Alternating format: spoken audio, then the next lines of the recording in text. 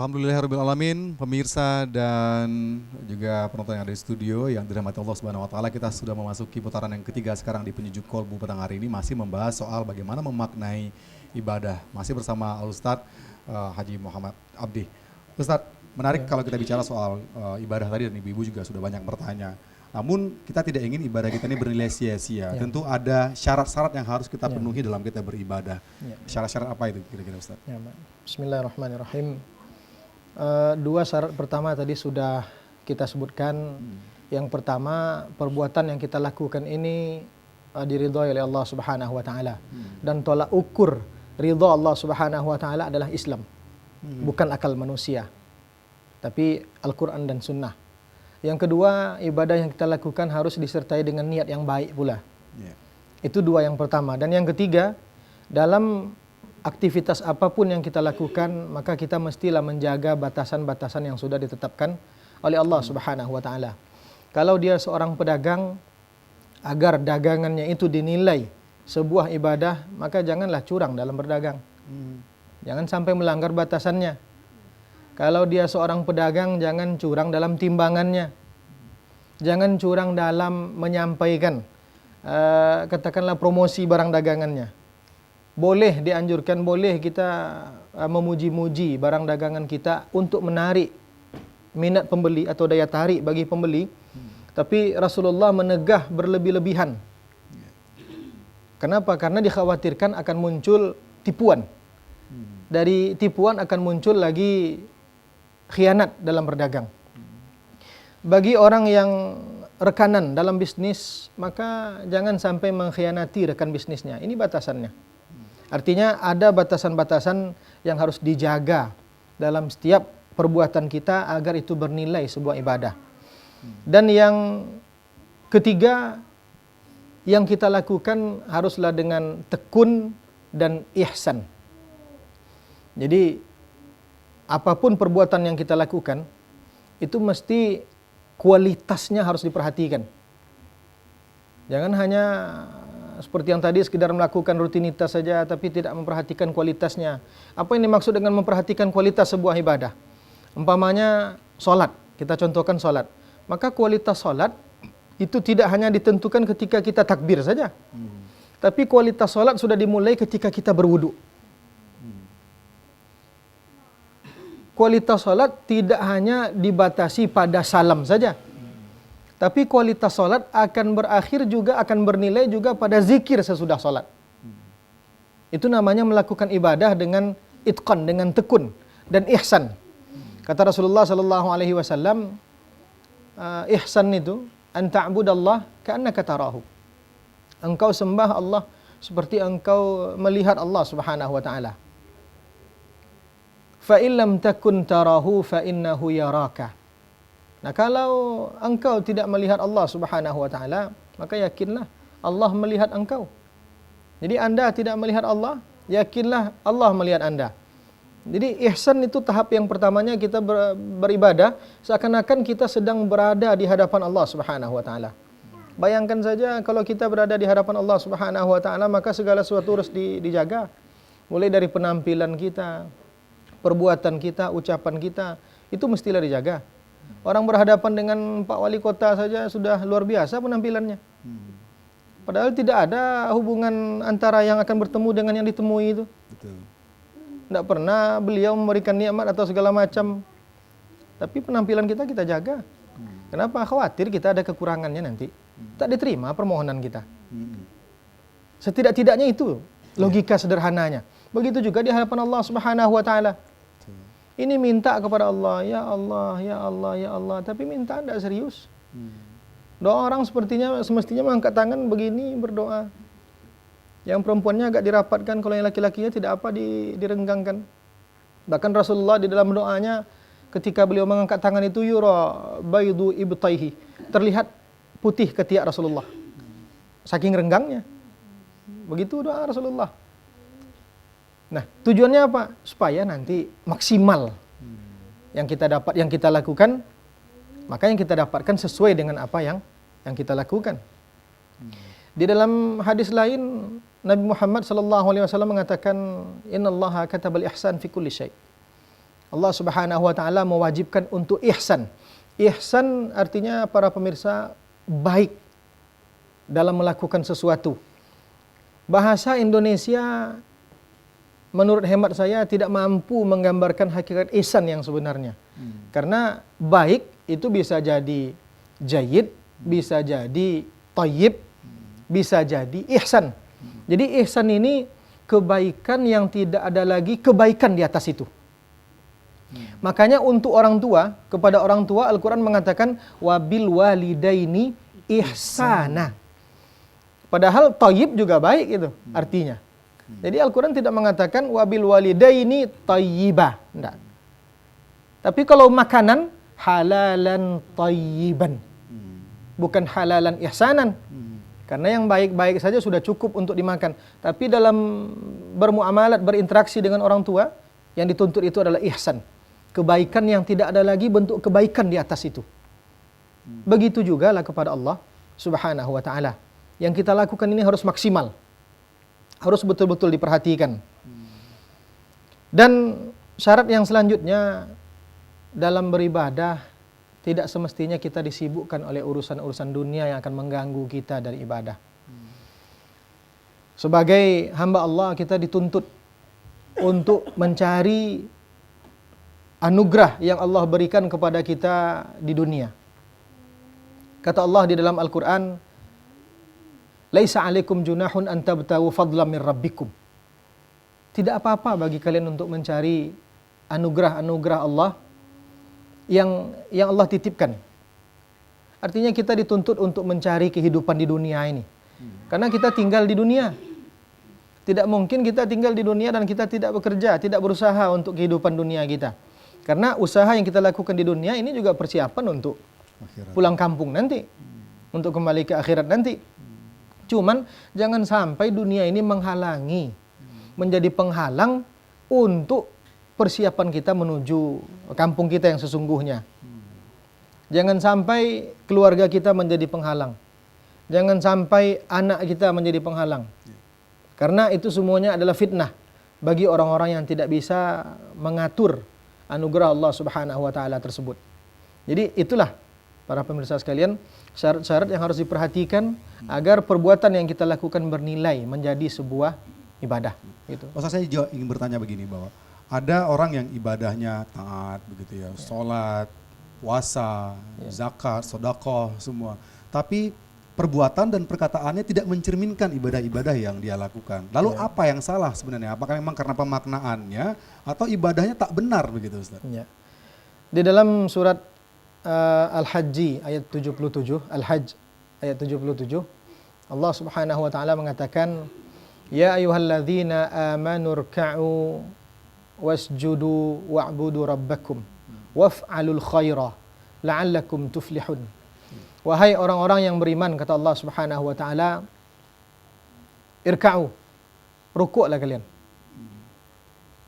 Wasjudu, sujudlah kalian. Ini gambaran dari salat. Rukuk dan sujud itu hanya ada di dalam salat. Gambaran dari salat. Artinya salatlah kalian. Wa'budu rabbakum. Dan sembahlah Tuhan kalian. Padahal tadi salat juga sudah dalam rangka menyembah Allah. Kenapa Allah Subhanahu wa taala menyebutkan rukuklah, sujudlah, kemudian sembahlah Tuhan? Apa salahnya langsung saja wa'budu? Nah, ini tanda bahwa dalam kehidupan seorang muslim, ibadah itu ada yang dari hal yang sekecil-kecilnya. Baik itu sifatnya individu ataupun hal-hal yang bisa kita lakukan sedang bersendirian. Ada ibadah itu yang bersifat kolektif. Wa'budu rabbakum. Jadi sudah diajak kita menyembah untuk rukuk dan sujud, sembah Allah Subhanahu wa taala. Nah, kalau semua yang kita lakukan itu sudah benar, maka semestinya akan muncullah yang selanjutnya, waf'alul khairah. Nah, ini yang Pak Amran tanyakan tadi. Dan lakukanlah kebaikan. Jadi kalau orang sudah benar ibadahnya, benar salatnya, benar penghambaan dirinya kepada Allah, maka kebaikan itu akan muncul. Jadi kekeliruannya bukan pada ibadah tersebut, tapi pola pelaksanaan dari ibadah itu sendiri. Dan itu biasanya bisa dilihat oleh manusia biasa bahwa ini ibadahnya termasuk orang yang betul sehingga perkataan perbuatannya cerminan dari ibadahnya begitu Ustaz. Semestinya begitu. Semestinya begitu. Di dalam ayat lain Allah mengatakan Muhammadun Rasulullah. Nabi Muhammad itu adalah Rasulullah, walladzina amanu asyidda'u 'alal kuffar ruhama'u bainahum. Tarahum ruk'an sujjadah. Asyidda'u 'alal kuffar ruhama'u bainahum. Muhammad itu Rasulullah dan orang-orang yang bersama dengan Nabi Muhammad tegas terhadap orang-orang kafir dan saling mengasihi di antara mereka. Kasih sayang itu akan muncul kalau memang dia sudah baik duluan. Nah, kebaikan itu nilainya atau dinilai oleh Allah Subhanahu wa taala. Jadi kalaupun dia rajin sholat, rajin puasa, tapi ucapannya selalu menyinggung perasaan orang lain, berarti ada masalah dengan ibadah yang dilakukannya. Baik. Ada masalah. Gitu. Kita beri kesempatan lagi untuk ibu-ibu yang ingin bertanya. Silakan ibu yang di belakang, nama dan pertanyaannya silakan. Assalamualaikum warahmatullahi wabarakatuh. Waalaikumsalam warahmatullahi wabarakatuh. Nama saya Zulmaini dari Masjid As-Salam, dari Majelis Ta'lim Masjid As-Salam. Yang saya tanyakan Ustadz, saya pernah sakit tapi saya sayang sholatnya duduk. Itu apakah kurang nilainya Ustadz? Apakah Ya, seperti apa gitu? Baik, terima Sekian. kasih Ibu Zulmaini. Ini banyak kita temui, kita ingin beribadah tapi dalam kondisi sakit, ya. harus duduk, bahkan tidur dan berbaring segala macam. Silakan Ustaz. Bismillahirrahmanirrahim. Terima kasih kepada Ibu Zulmaini. Tadi kita katakan bahwa dalam melakukan sebuah ibadah semestinya maksimal. Nah, tentu ini akan terkendala ketika kita tidak bisa melakukannya maksimal, mungkin karena sakit, seperti yang Ibu tanyakan tadi. Lalu kalau kita sakit, sholat kita duduk, apakah ini berkurang kualitas ibadah kita? Tidak. Justru sama saja kualitasnya dengan orang yang mampu sholat berdiri. Karena berdiri yang menjadi rukun sholat bagi yang mampu. Kalau tidak mampu berdiri, kata Rasulullah, sholatlah duduk. Maka itulah yang sangat-sangat maksimal yang dia lakukan. Yang tidak boleh itu, sholat fardu, dia mampu berdiri, tapi duduk dia. Maka tak sahlah sholatnya karena kurang rukunnya. Iya. Tapi kalau seorang sakit, dan dia tidak mungkin untuk berdiri, lalu dia sholat duduk, itu sudah sangat maksimal. Bahkan kalau dia tidak mampu duduk, fa'ala jambin, kata Rasulullah, berbaring. Gerakkanlah tangan kita sambil berbaring. Kalau tak mungkin juga menggerakkan tangan sambil berbaring, isyarat. Baik dengan mata kita ataupun anggota tubuh yang lain. Kalau tak mungkin juga pakai isyarat, tengok-tengok aja Bu. Apa betul masih ada dia di situ atau tidak? Ya, jangan-jangan perlu disolatkan dia. Jadi itu sudah maksimal Bu Zulmaini. Jadi tidak usah khawatir. Tidak usah khawatir. Cuman dianjurkan kalau mungkin takbirnya dia berdiri, maka takbir dia berdiri. Umpamanya dia yang susah tuh ruku umpamanya. Dia yang susah tuh duduk di lantai umpamanya. Maka duduk di atas kursi boleh. Cuman usahakan takbirnya berdiri. Jadi ketika takbir Allahu Akbar. Nanti ketika mau ruku silakanlah duduk. Duduk gitu ya. Ya, cuman pastikan bahwa memang ada kursi di belakang. Gitu. Nah, ya, itu harus hati-hati juga. Baik, jadi ada keringanan dari orangnya bahwa kita melaksanakan ibadah itu harus maksimal. Maksimal gitu ya. Ada juga yang ingin saya tanyakan Ustaz bahwa ada konsep ikhlas juga begitu ketika kita melakukan sesuatu agar bernilai ibadah. Apakah memang demikian begitu Ustaz? Ya, jadi Pak Amran, ikhlas ini sangat erat hubungannya dengan masalah niat. Jadi memang betul kita beribadah, yang kita sembah dalam ibadah kita itu adalah Allah Subhanahu wa taala. Selagi yang kita tuju Allah, maka itu ikhlas. Namun ketika tujuan kita sudah terbagi, maka niat kita dipertanyakan ini. Sama ketika Ustaz katakan tadi ada yang membaca Al-Qur'an ingin didengar orang iya, begitu. Betul. Niatnya sudah berbeda begitu. Iya, sudah berbeda, berarti dia zahirnya saja beribadah. Zahirnya saja beribadah. Karena kita tidak bisa menilai, Bu, ini orang apakah ikhlas dia atau tidak, karena ikhlas tidak menunjukkan tanda-tanda secara fisik. Yang tahu ikhlas atau tidak hanya dia dan Allah Subhanahu wa taala. Kita masih beri kesempatan. Ya, silakan Ibu, nama dan pertanyaannya. Assalamualaikum warahmatullahi wabarakatuh. Waalaikumsalam Waalaikumsalam warahmatullahi wabarakatuh. Nama saya Ajia Mardini, Majelis Salim Assalam. Saya bertanya Ustadz, saya ini orang dagang, jadi saya kan udah berumur sekian, jadi saya kan hitung-hitung kalau orang beli sekian, orang jual sekian. Jadi orang beli sama kita hitung dengan masing hitungan, jadi ini pikiran kita udah Huntington udah segitu, jadi udah diambil uangnya segitu kan, jadi orang tuh udah pergi, jadi kita hitung-hitung lagi, kita kiranya uangnya Berlebih begitu. Iya, jadi dia berlebih itu nak ada dia datang sama kita doh, jadi kita sisakanlah uangnya itu, nak dicampur sama uang kita. Jadi gimana itu Ustadz? Uangnya Itu Baik. itu tanpanya berlebih itu. Baik. Assalamualaikum warahmatullahi wabarakatuh. Waalaikumsalam warahmatullahi Salam. wabarakatuh. Ini sering dijumpai nih oleh pedagang Iya. Ustaz.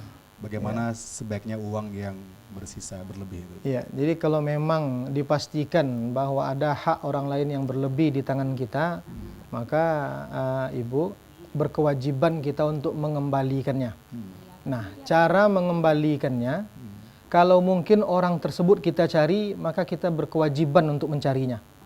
Mungkin yang belanja ini tetangga kita, keluarga kita, itu satu. Ya.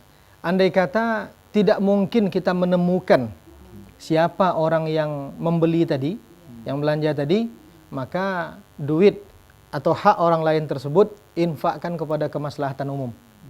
Untuk kemaslahatan umum, untuk tempat-tempat yang dipakai orang banyak, masjid umpamanya, madrasah umpamanya, pembangunan jalan dan sebagainya.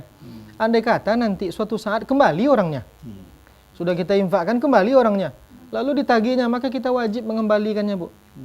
Jadi kita lah yang berinfak Kita yang tadi. berinfak jatuhnya gitu ya. Jadi itu. Tapi untuk tidak mengembalikan hak orang lain, itu tidak dibenarkan. Ya, jadi kalau yang membelinya cuma 5 petak dari rumah, Bu, dikejar saja ke rumahnya. Ya. Baik, kita masih beri kesempatan, ada lagi yang ingin bertanya, Ibu-ibu, silakan. Baik, ya silakan Ibu, nama dan pertanyaannya. Assalamualaikum warahmatullahi wabarakatuh. Waalaikumsalam. Ini tentang orang tua nih Ustadz. Boleh. Saya dari Masjid Assalam, Baik. Gang Pangeran Hidayat. Saya ingin menyenangkan orang tua, tapi orang tua di kampung Ustadz. Nggak mau dia bawa ke sini, apakah kita berdosa Ustadz? Baik. Kita nggak sanggup menunggunya di kampung. Oh gitu. Orang tua tidak mau diajak Nggak mau dia ke bawa sini. ke sini Ustadz. Apa kita berdosa itu Ustadz atau macam mana?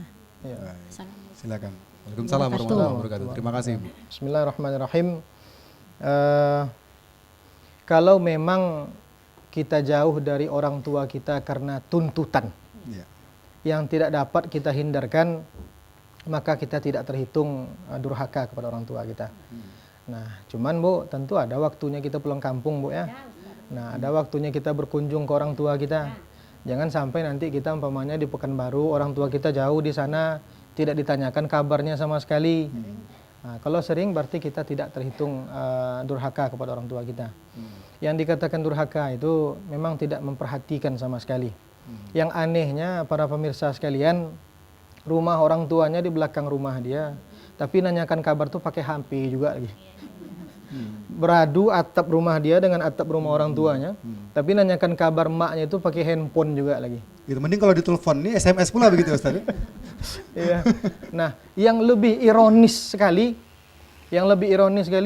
sudah meninggal orang tuanya berebut membagus-baguskan kuburannya. Padahal dulu ketika hidup bocor atap dapur maknya tak mau dia memperbaikinya. Lah meninggal maknya ini berebut beli keramik ini, batu granit segala macam. Sudah terlambat itu kalau jika seperti itu. Ya, Bu. Baik, kita sudah di penghujung. Ustaz, saya juga ingin bertanya bahwa ketika kita beribadah itu kan sesuai dengan tuntunan gitu, baik itu perintah Allah melalui ayat suci Al-Quran dan juga apa yang sudah dicontoh dan diteladankan oleh Rasulullah SAW. Konsep ittiba'nya itu seperti apa, Ustaz? Karena ada rule-rule, ada tata cara yang mungkin kebanyakan dicontohkan oleh Rasul dalam beribadah. Ya. Ustaz. Bismillahirrahmanirrahim. Di dalam Al-Quran Allah Subhanahu wa taala mengatakan, "Qul in kuntum tuhibbunallaha fattabi'uni." Katakan kalau kalian betul-betul cinta kepada Allah, maka ikutlah aku, kata Rasulullah. ibadah yang kita lakukan itu mestilah lillahi ta'ala dan mengikut sunnah Rasulullah sallallahu alaihi wasallam. Barulah perbuatan tadi bernilai sebagai sebuah ibadah. Kalaupun itu lillahi ta'ala tapi tidak mengikut sunnah Rasulullah, atau mengikut sunnah Rasulullah tapi tidak lillahi ta'ala, itu tidak akan bernilai ibadah. Jadi dua hal ini tidak bisa dipisahkan. Kalau dipisahkan akan membatalkan ibadah kita. Oleh karenanya para pemirsa sekalian, sekali lagi maksimal dalam melakukan ibadah itu sebuah tuntutan. Dan yang lebih malangnya lagi, ada sebahagian masyarakat kita mengatakan, untuk apa beribadah? Mereka malas beribadah. Alasannya Allah Subhanahu wa taala itu kan tak perlu kepada ibadah kita. Disembah Allah, tak disembah Allah, takkan berhenti Allah jadi Tuhan. Itu ucapan yang sangat-sangat berbahaya sekali. Makanya ayat dalam surat Al-Hajj tadi, para pemirsa sekalian, sesudah wa'budu rabbakum waf'alul khaira la'allakum tuflihun. Dalam salat kita, dalam puasa kita, dalam zakat kita, dalam infak dan segala macam yang kita lakukan, itu sebenarnya untuk kebaikan kita. Untuk kebaikan kita, la'allakum tuflihun, agar kalian menjadi orang-orang yang menang. Agar kalian menjadi orang-orang yang berjaya. Kata Allah Subhanahu wa taala, tengok lafaz azan kita. Hayya 'alas shalah, hayya 'alal falah. Jadi ajak solat dulu baru menang. Gitu. Jangan minta menang tapi tak solat. Nanti tak solat dia minta menang, tak dikasih menang. Disalahkan pula Allah Subhanahu wa taala. Nah, itu namanya sudah terbalik. Jadi apapun ibadah yang kita lakukan itu kebaikannya untuk kita. Kadang-kadang para pemirsa sekalian, ada masanya ucapan yang sederhana pun bisa menyinggung perasaan kita. Padahal saban hari itu didengarkan tak tersinggung kita. Tapi ada masanya kita tersinggung. Kita harus koreksi. Berarti ada masalah dengan ibadah saya. Mungkin tidak maksimal, mungkin begitu. Baik, untuk sedikit saja Ustaz, penutup kita dari kita bungkus apa yang sudah kita bicarakan selama kurang lebih 1,5 jam ini. Ya. Para pemirsa yang dirahmati Allah, ibadah dalam Islam tidak hanya terbatas pada simbol-simbol tertentu, tapi memiliki arti yang sangat luas sekali. Dan itu harus kita lakukan karena Allah Subhanahu wa taala mengikut sunnah Nabi Muhammad sallallahu alaihi wasallam dengan ketentuan-ketentuan yang sudah kita bahas tadi. Dan bukanlah ibadah yang akan mengantarkan kita ke surga Allah Subhanahu wa taala. Karena Rasulullah mengatakan tidak akan masuk surga salah seorang di antara kalian karena ibadahnya. Lalu sahabat bertanya, engkau juga wahai Rasulullah? Saya juga enggak, kecuali Allah memberikan rahmat dan karunia kepadaku. Itu sebabnya saya katakan tadi, ibadah yang kita lakukan itu untuk kebaikan kita. Dalam rangka mengharapkan ridha Allah Subhanahu wa taala. Baik. Terima kasih Ustaz sudah bersama dengan kita pada petang hari ini. Mudah-mudahan kita bersua kali pada waktu berikutnya. Terima kasih. Ya, demikian saudara pemirsa yang budiman dan juga ibu-ibu dari Majelis Taklim Masjid As-Salam Jalan Pangeran Hidayat. Terima kasih sudah bersama kita pada sore hari ini. Mudah-mudahan kita berjumpa lagi pada waktu berikutnya ya Bu ya. Baik, demikian saudara pemirsa di program kita Penyejuk Kalbu petang hari ini dengan topik memaknai ibadah. Mudah-mudahan dengan kita mengikuti program ini kita dapat memaknai ibadah kita dan juga memperbaiki ibadah kita semata-mata karena Allah Subhanahu wa taala untuk ibadah kita yang lebih baik. Saya Amran Syarifuddin bersama Ustadz Haji Muhammad Abdi pamit undur diri. Selamat petang, sampai jumpa. Subhanakallahumma wa bihamdika asyhadu an la ilaha illa anta astaghfiruka wa atubu ilaik. Wassalamualaikum warahmatullahi wabarakatuh. Assalamualaikum warahmatullahi wabarakatuh.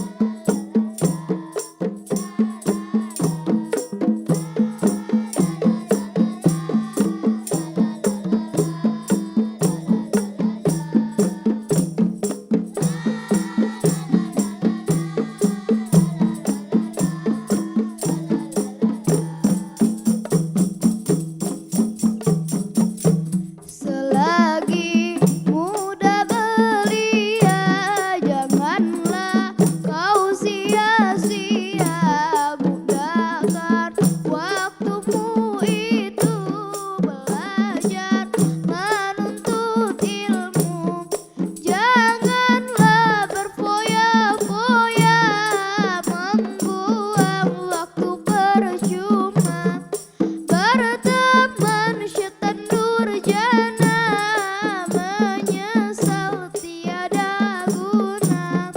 La la la la la. Lagi muda belia,